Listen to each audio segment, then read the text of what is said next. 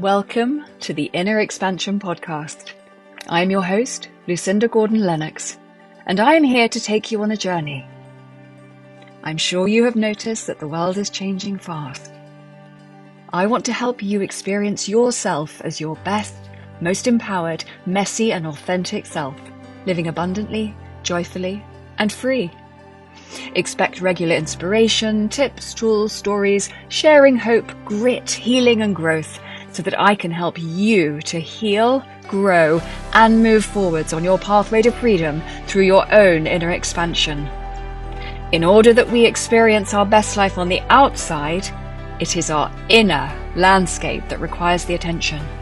So if we can expand our inner world and our capacity for healing on the inside, then we are absolutely on our way.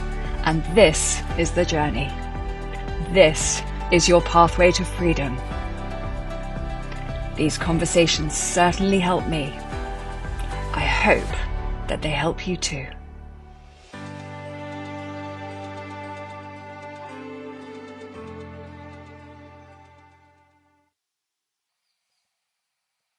Hello and welcome back to the Inner Expansion Podcast. And it's lovely to have you here again. And I'm sitting here today and it's a beautiful, lush green June day. I love June. I love May and I love June. And there's a little gentle rain outside, which is actually beautiful. And I'm feeling really lovely. Really, really lovely. And I thought I need to go and record a podcast on one of my favorite, I don't know if it's a technique or a tool, I don't know how you describe it, but it's Ho'oponopono. And some of you might be familiar with that. For some of you, it might be a completely new concept. Some of you might have heard the word and perhaps not know exactly what it means. For me, it has become one of the most precious things that I use on a daily basis. And it didn't used to be this way. Isn't that the same with everything? So my journey with Ho'oponopono, if you like, journey, if that's the right word, I discovered it. I came across the word and sort of first came across it years ago. Perhaps during the pandemic, perhaps even before that, maybe even 10 years ago. I don't remember completely. But I do remember somebody telling me that there were these 4 phrases and they could completely change your life. And I remember just laughing internally and thinking, ha ha ha, yeah, right, 4 phrases are really going to change your life.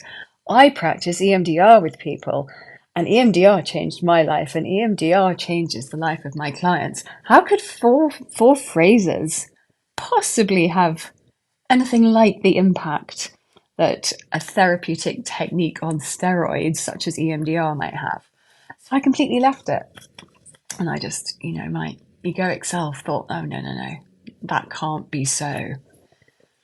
Fast forward a few years, and I'm very, very happy to say that Ho'oponopono found me. And I can't remember exactly how it happened. But I do remember coming across the story of a doctor, a therapist, called Dr. Hew Len, who had treated patients in, I think it was the Hawaii state prison,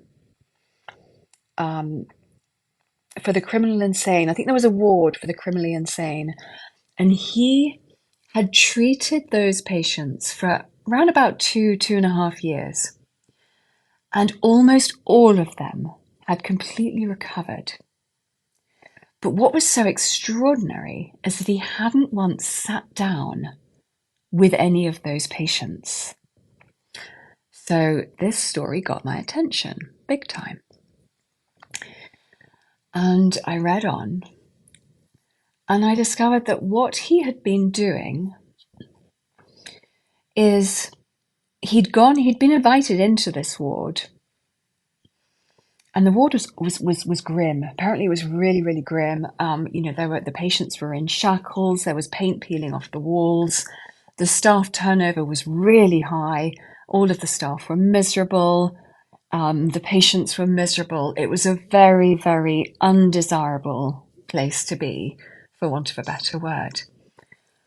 And he came in and he would look at their charts, but he never met with any of the patients. But over this 2.5 year period, everything began to change. The patients got better. They were no longer having to be shackled. The staff turnover reduced completely, and the staff that were there were happy. The paint stopped peeling off the walls. I mean, this stuff sounds really crazy, right?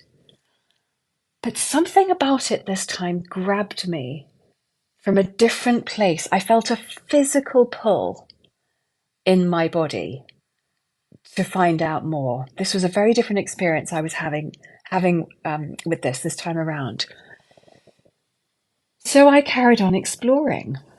And as I did, I came across a beautiful training, which was a recorded sessions with Dr. Hew Len and Dr. Joe Vitale from years ago, probably 15 years ago now, where they were in a small conference room with probably no more than 30 people. And Dr. Hew Len was talking to them all about Ho'oponopono. And they were learning. And these incredible recordings had been put together into a bundle. And I devoured them. I could not stop listening. I loved it so much. So these 4 phrases: I'm sorry, forgive me, thank you, I love you. And Dr. Hew Len explained in this incredible training that I did how us as humans are essentially divinity. Now, some of you will totally know this already. We are all oneness. We are the divine. We're extensions of the divine. We are all energy. And I know a lot of you probably know this already. So how he describes Ho'oponopono is that when we're in our place of divinity, he describes it as the whiteboard.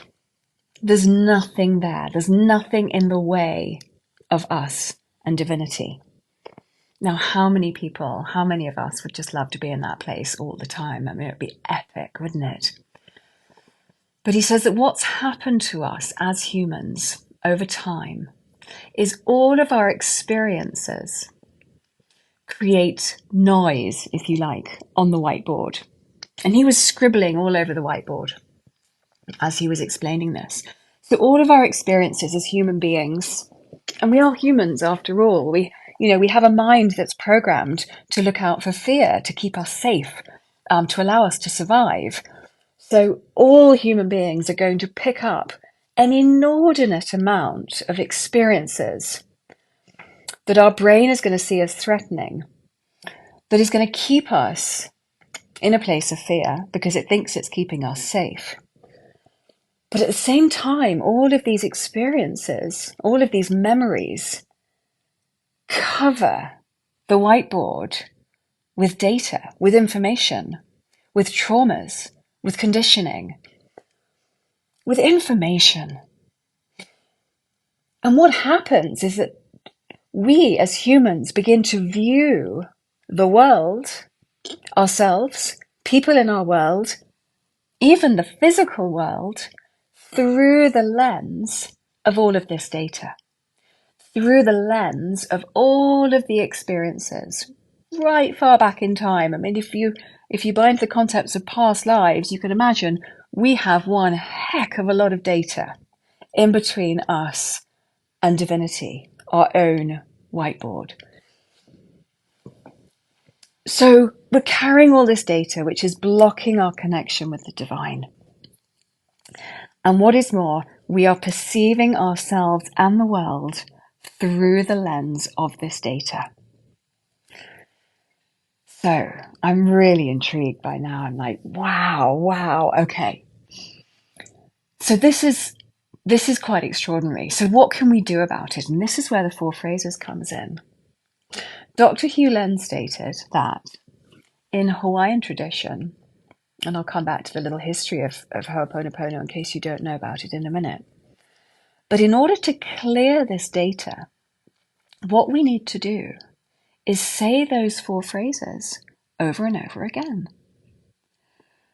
I'm sorry, forgive me, thank you, I love you. And by saying those phrases, we are cleaning and clearing all of that data that is on the whiteboard so that the whiteboard essentially gets clean.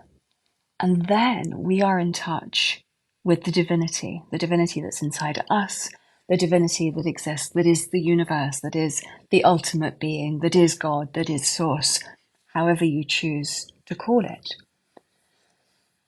So how does this look like? Well, what does this look for us as humans?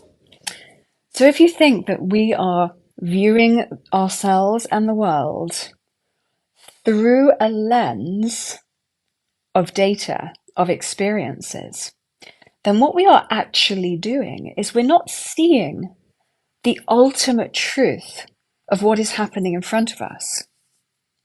We are seeing what we perceive to be occurring in front of us because we are viewing it through the lens of a past experience that is no way in line with the divine.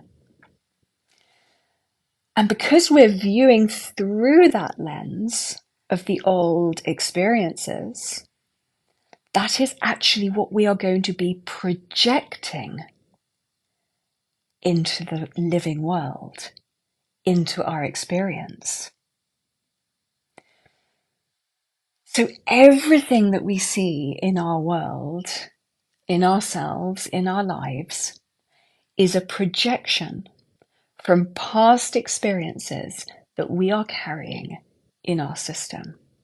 Now, again, many of you might already be very familiar with that concept.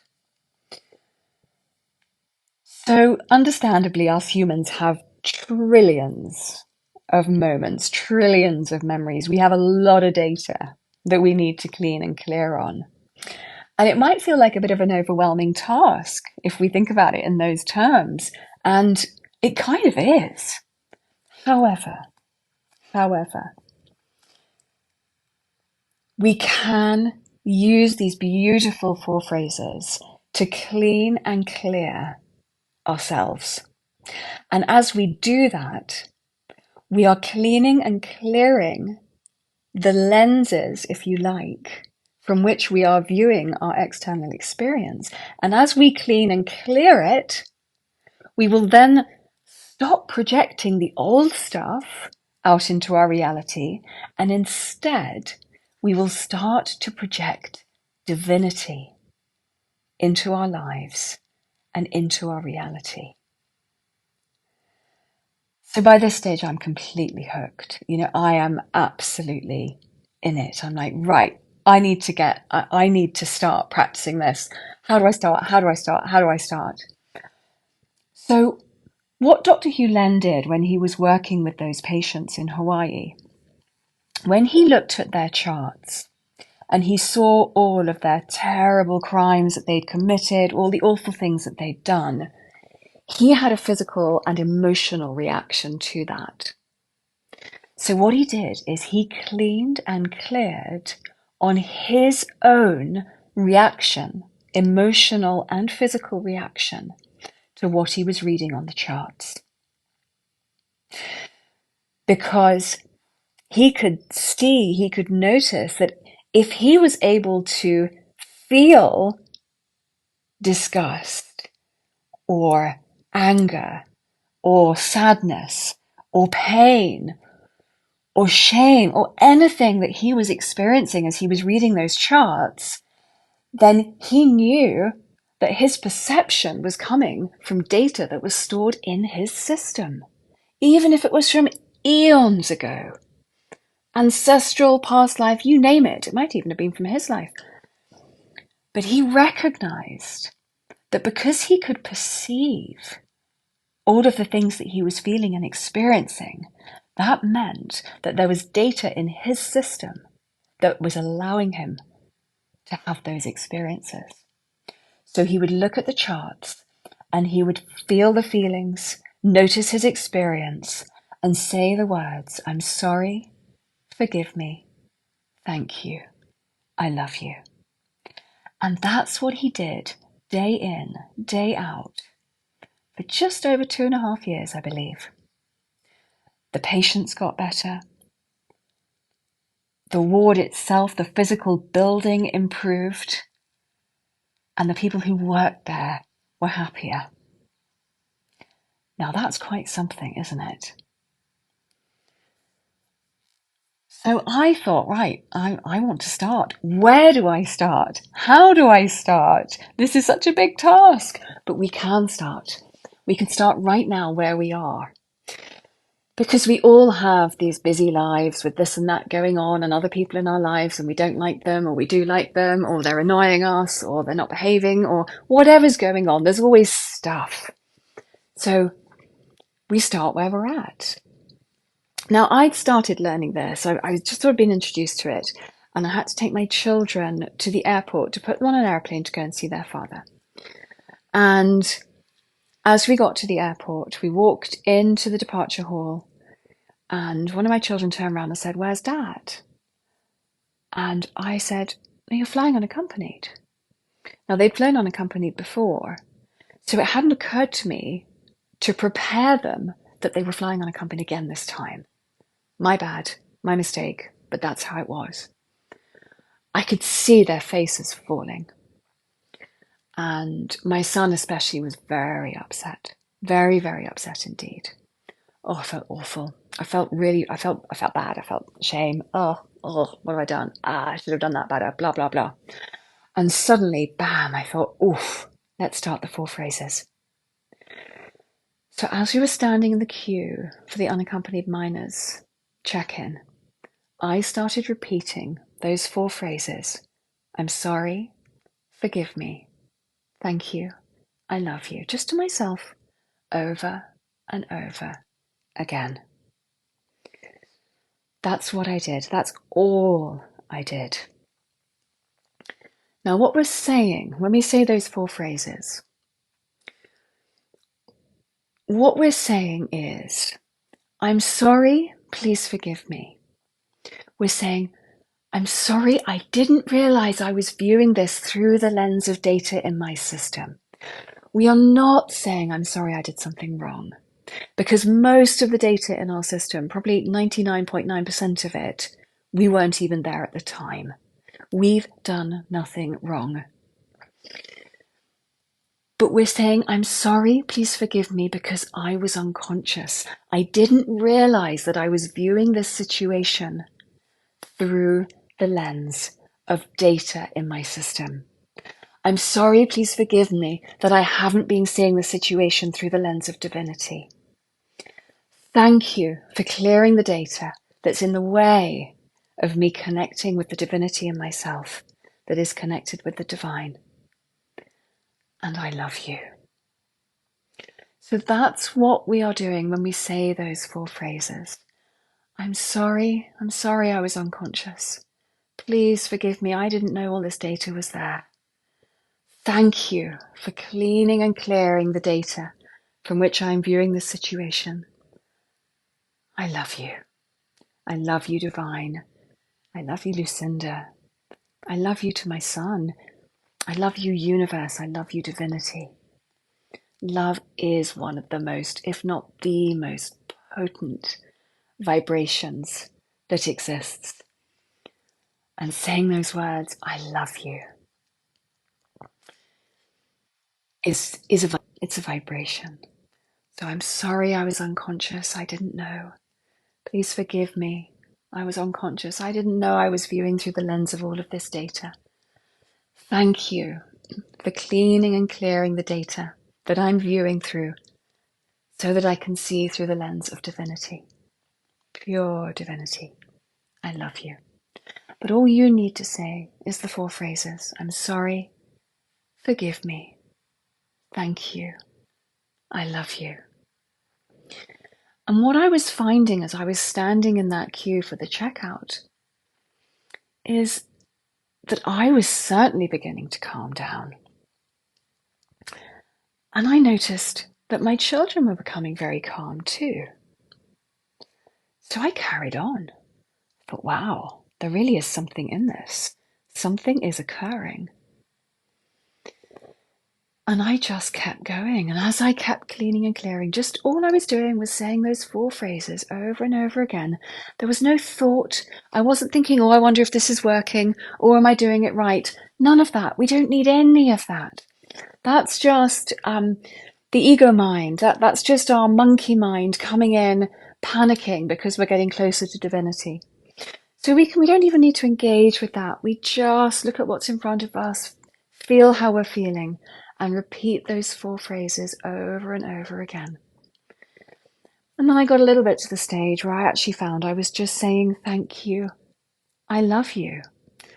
Because I felt so familiar with the notion that I knew I was seeing through the lens of really unhelpful data from the past. I was so clued up with that. I was just saying, thank you. I love you. Knowing that divinity was doing the clearing for me and that everything was becoming clear. Now, by the time we got to the front of the checkout queue, my children really were feeling okay about going.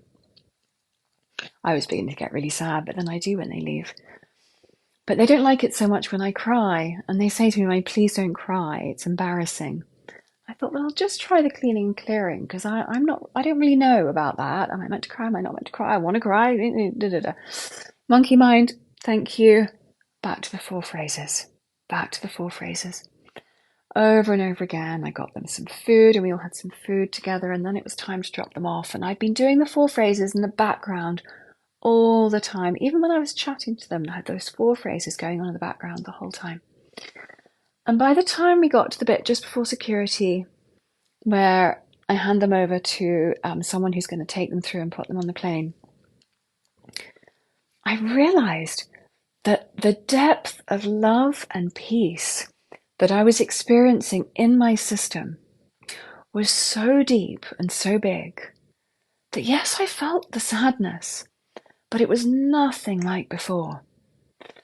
And much, much more present was an overwhelming feeling of love. And that, of course, is what they picked up on. And that is what they took onto the aeroplane with them. That experience of pure love that wasn't just coming from me, it was coming through me. I was out the way.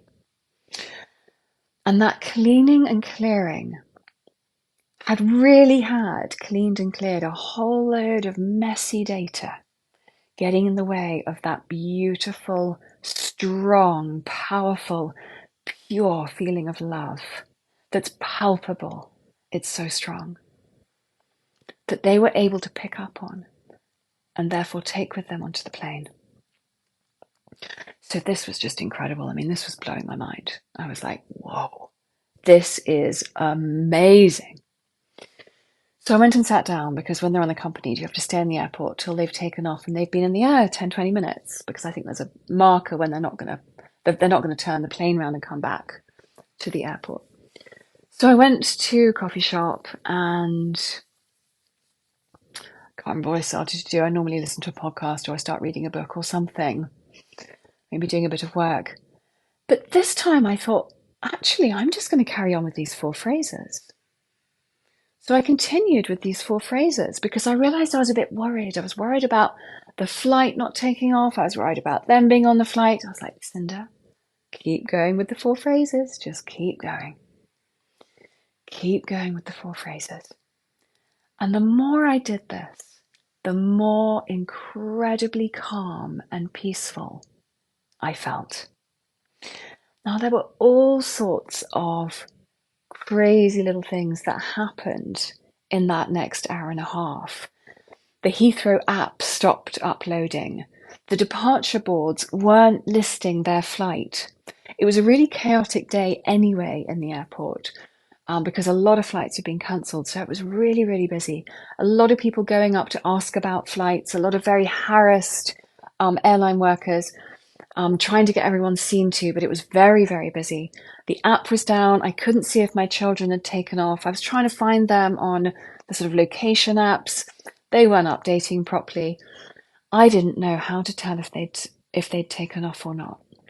So I just kept doing the cleaning and the clearing. I just kept saying those 4 phrases. I just kept saying it. And then I had a flash of inspiration just to go and ask. I knew it was busy, but I thought I'll just go and see if there's anyone available, just to find out if this flight has taken off. So I just kept going with these 4 phrases. And I did find a flight attendant, some ground crew. There was a queue of people. I eventually got to the front and I said, my children are on this flight. Has it taken off yet?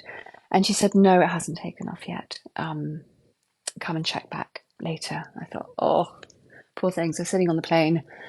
It's obviously delayed. And I went back and I just kept doing these 4 phrases. I'm sorry. Forgive me. Thank you. I love you. I'm sorry. Forgive me. Thank you. I love you.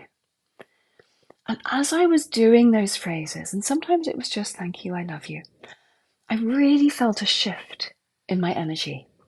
I felt a palpable shift.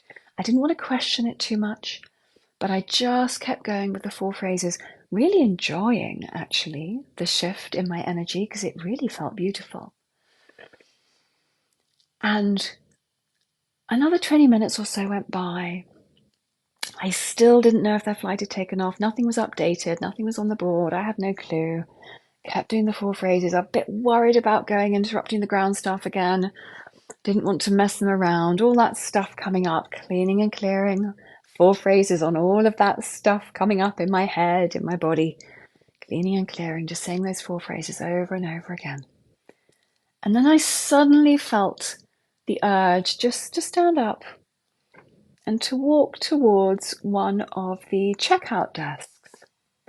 And as I was walking towards it, feeling really quite almost blissful in this beautiful energetic state that I was in, there was a long queue of people and I was at the back, but I wasn't really in the queue yet. I was just walking towards it. But as I got a bit closer, one of the ground crew looked up from the computer. She caught my eye and she smiled and she mouthed, "They're in the air, you can go." I was absolutely gobsmacked. In this really busy airport where everything was quite frenetic, I really felt this beautiful, blissful state having done those 4 phrases. And through the ethers, one of the ground crew was able to pick up on my energetic state and mouth to me over the queue of people with a huge smile, "They've taken off, you can go now." It was absolutely incredible. So when I got home, I ramped up my study of this incredible technique. I did a bit more research. I found that it's existed in Hawaii for many, many, many, many, many years. I mean, I was an absolute, modern day noob in this incredible, ancient, sacred Hawaiian technique. And I think originally it was used by families when there was a dispute. And all the family would come together with the dispute and they would say these words to each other. So they would actually say, "I'm sorry, forgive me," to the other person. And I believe that's how it originally was formed. But then a beautiful Hawaiian woman named Morna, at the beginning of this century, I believe it was this century, what she discovered was that actually we don't need to be saying it to the other person at all, because of course we're the ones who are projecting whatever it is that we are witnessing in front of us. It's coming from our system.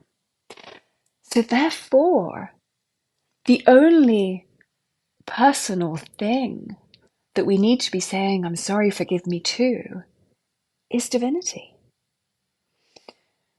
And so she was the one that brought in this concept of us taking that responsibility on for what we are viewing through the lens of our past memories, and saying those 4 phrases to divinity to ask to be cleaned and cleared of all the data that is preventing us from being in that beautiful place of divine connection. And I continued to study. I became certified. I did my certification. It felt like the most fun certification I have ever done in my life. I chuckled to myself because at the end of the modules, it said, and now you need to write an essay on the 4 phrases and how they work. And I was like, hell yeah, I can't wait. God, I'm going to do that. And it was just so fun. It was like I think the most fun essay writing I've ever had in my life, because I could not wait to talk about this, write it all down, and I was just absolutely loving it. So this was last summer. This is about a year ago. Yeah, almost a year ago. And I continued to use those 4 phrases a lot. And my goodness me, did I see incredible shifts and changes in my life. So I can't even begin to tell you. There's one extraordinary thing that I can't say much about now, but I will be able to talk a lot more about towards the end of this year. That was extraordinary. But even on a day-to-day level, things were really incredible. My dad got really ill at the end of last year, and he was in hospital for weeks. And I remember driving to visit him and saying those 4 phrases over and over and over again. All the feelings were coming up in me, the sort of premature grief, the worry, the how's he going to be? What's it going to be like? What's it going to be like for me? How am I going to cope? And I was just 4 phrases. Sorry, forgive me, thank you, I love you. And it gave me the ability to be really, really present with him in the final weeks of his life. And I am in so much gratitude for that. So much gratitude for that. And I'd sit beside his bed in the hospital saying the 4 phrases over and over. He wasn't making much sense. I don't think he knew much about what was going on at that time. Sometimes he was lucid, sometimes he wasn't. But whatever was going on, I had those 4 phrases going on in the back of my mind. And it was so beautiful. One of the things I really noticed was coming forth in me as I was doing these phrases was I was getting gentle nudges in my system around things to do next. And having been playing around with the, sort of the art of manifestation and all that kind of thing, you know, one of the things in the manifestation process is taking inspired action. And I suddenly realized, wow, one of the things this cleaning and clearing gives us is that connection to divinity so that we can then hear the divine inspiration. We can hear it when it comes forth, whether it's a nudge on to go and do something, whether it's a nudge to call someone, it might even be a nudge to say something. Absolutely beautiful. So I found myself doing an amazing online training with a whole load of participants on this as well, who absolutely loved it. We ended up doing 2 trainings because there were some advanced techniques as well that I learned later on, and they all adored it. And it's now a standalone course on my website that you can just buy and get completely immersed in it. I recorded meditations, guided meditations to help you. It was just such an epic journey. It still is. And then what I noticed as I did it more and more is that a lot of ick began to come up. And I was like, oh, I didn't realize this was part of the plan. It was obviously part of my plan. Doesn't mean it's going to be yours, but it was part of mine. And so I found myself, and I've had a lot of people say this when they start cleaning and clearing a lot, is that sometimes a lot of ick does come up. And the trick here is to not get too immersed in the ick. One of the other podcast episodes you might want to go and have a listen to, and it's about surrender. Have a listen to that podcast because it talks all about getting to a place of surrender that we can get to in ourselves. And if we can get to that place and do the 4 phrases from that place of surrender, or as close to that place that we can get, then we have a much higher chance of not getting too enmeshed in the ick, should it come up. But it really is the most beautiful technique I have ever come across that we can do outside of a therapy room, that we can do on our own, that we can have running in the background of our life. Absolutely exquisite it is. So I'm going to leave it there for today. I hope this has been interesting and valuable for you. If you would like more, if you'd like to do my training, head to my website, theinnerexpansionagency.com. It's on there. You can do it there. You might want to do your own research. You might just want to practice it on your own and just see what happens. It is so powerful. It is so beautiful. And remember, if it gets rocky, that's completely normal. Just keep going and perhaps think about getting to a place of surrender. It can only help. This beautiful technique is so powerful and so sacred. It only does good things. So thank you for listening. As I said before, I hope it's been helpful, and I look forward to seeing you soon. I hope you have enjoyed this episode. If you have, and it has helped and inspired you, please do forward it to anyone else you may feel will benefit so that we really can get this incredible wisdom to as many people as possible. And if you would like to, please consider rating this episode and the podcast and leaving a review, as this does help enormously too. You can find more of my work on my website and through Instagram. All the details are available in the show notes. I hope you have a magnificent day, however you are, wherever you are, and regardless of anything you might be going through right now. And remember, you are on the journey. You are absolutely on your pathway to freedom. See you soon.